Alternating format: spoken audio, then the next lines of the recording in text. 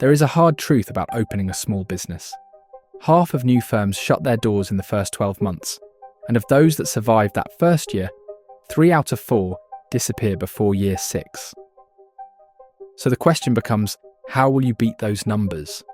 How can you build a company that keeps going, that works smoothly, and also gives you the freedom to enjoy the people and moments that matter? That same question once echoed in my head until I discovered an answer in Michael Gerber's classic, The E-Myth Revisited. If you are thinking about launching a venture, or if you already own one yet feel tired, rushed, or trapped, then listen closely. This may save you years of pain. Especially later in the video, I will give you my biggest personal advice that has allowed me to start so many businesses, and will allow you too. Picture yourself at work. You are great at your craft, maybe the best on your team, but one afternoon your boss makes a careless remark, and a thought flashes across your mind. Why am I working for someone who knows less than I do? I could do this on my own. Once that idea wakes up, it will never nap again. You resign, start the business, and for a short while, life feels thrilling. But soon you learn a tough lesson. The skills needed to perform a task, and the skills needed to run a company, doing that task are not the same. You went from rolling your eyes at the old boss to becoming the new boss you once dreaded. Inside every owner live 3 distinct characters: the entrepreneur who dreams, the manager who organises, and the technician who loves to do the hands-on work. Imagine the tug of war that happens when all 3 pull in opposite directions. The entrepreneur wants tomorrow to arrive faster, the manager wants everything neat and predictable, and the technician wants everyone to hush so real work can get done. If you have ever tried dieting, you know the battle between the part that craves leafy salads and the part that pleads for one more slice of pizza. Business ownership feels the same, except 3 voices argue instead of 2. New companies usually begin in an infant stage. This is the technician's world. You handle sales, service, bookkeeping, marketing, taxes, sweeping floors, everything. The days stretch into nights. Weekends blur with weekdays. You juggle so many balls that a few will surely crash. When reality says this pace cannot continue, some owners walk away. Others push onward and reach adolescence. That is the manager's season. You hire help. Maybe Harry, who knows accounting like the back of his hand. At first it feels like a miracle. Harry balances the books, answers calls, and even talks to customers. But because you never spelled out exactly how you want things done, Harry builds his own way of doing business. Slowly, your company becomes a stranger you do not recognise. Mistakes pile up, customers grow upset, deadlines slip. You start stepping back into every job while still paying staff to do it. The load becomes heavier than ever. Many owners then shrink the business to the size they can personally control, yet that returns them to the exhausting job they tried to escape. A few owners press on, working around the clock. They do not fail the business, they fail their body, their health, or their relationships. The spinning fan runs until the motor burns out. It is a path you must avoid. So how do you escape this trap? You start with a mature mindset from day one. This is the secret used by companies like McDonald's, Disney, and IBM. Tom Watson of IBM once said he pictured the finished company before the first desk was placed. He asked what must happen today so that the future picture comes true tomorrow. That viewpoint treats the business itself as the product, not just the goods or services it sells. Your goal is to build a machine that can operate without you standing beside every gear. To do that, create a franchise prototype. Even if you never sell an actual franchise, pretend you will one day replicate your shop 5,000 times, and the 5,000th store must work as smoothly as the first. That requires a system-dependent business, not a people-dependent one. If success depends on finding rare experts, you will struggle. Experts cost more and leave faster.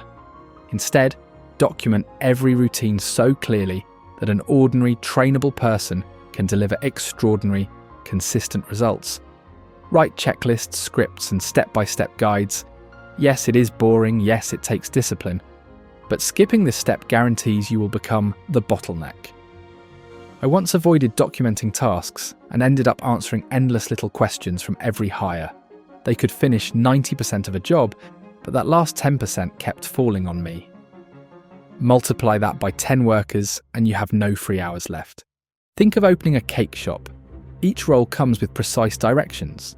Buyers know which suppliers to call, bakers see oven temperatures and bake times for each recipe. Decorators learn the exact swirl pattern that makes customers smile. Cashiers follow a greeting that sparks conversation. Sweepers follow a closing checklist, so the shop looks brand new each morning. With that structure, even a teenager on a first job can protect the brand you worked so hard to build. Building the prototype never ends. It relies on 3 repeating steps: innovation, quantification, orchestration. Innovation asks what tiny change could serve customers better. Do not chase only grand inventions. Test small things.